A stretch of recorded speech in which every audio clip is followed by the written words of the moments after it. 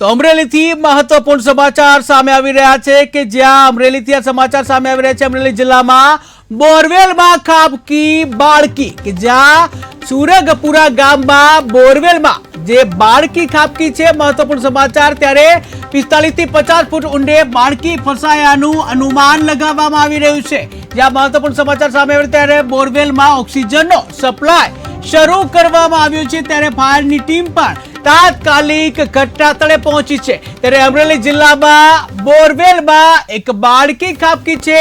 સુરગપુરા ગામનો આ બનાવ કે જ્યાં સુરગપુરા ગામમાં જે બોરવેલમાં એક બાળકી ખાબકી છે ત્યારે 45 થી 50 ફૂટ ઊંડે બાળકી ફસાઈ છે તેવું અનુમાન લગાવવામાં આવ્યું છે ત્યારે હાલ તો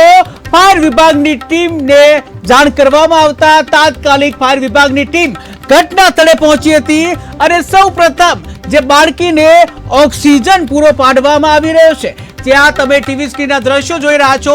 એક બોરવેલ કે જ્યાં અમરેલીની આ ઘટના અમરેલીમાં આ એક ઘટના બની છે કે જ્યાં બોરવેલમાં એક બાળકી ફસાવાની એક ઘટના બની છે એક બોરમાં જે બાળકી ફસાઈ છે ત્યારે અમરેલીના જે બોરની આ ઘટના કે જ્યાં દરેક મા બાપ માટે લાલબત્તી સમાન કિસ્સો કે જ્યાં સુરગપુરા ગામમાં જે બોર આવેલું છે બોરવેલમાં કે જ્યાં બાળકી ફસાઈ છે તો આશરે 45 થી 50 ફૂટ ઊંડે જે બાળકી ફસાઈ હોય તેવું અનુમાન લગાવવામાં આવી રહ્યું છે અને હાલ તો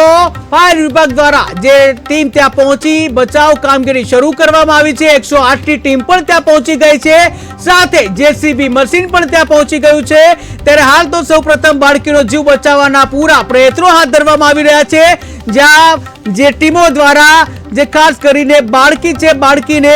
ઓક્સિજન પૂરું પાડવામાં આવી રહ્યું છે ત્યારે 45 થી 50 ફૂટ ઊંડે જે બાળકી ફસાઈ હોય તેને હાલ તો ઓક્સિજન પૂરું પાડવામાં આવી રહ્યું છે ત્યારે બાળકી બોરવેલમાં ફસાવાની ઘટના બની છે અને ત્યાં હાલ તો આ બચાવ કામગીરી ચાલુ છે।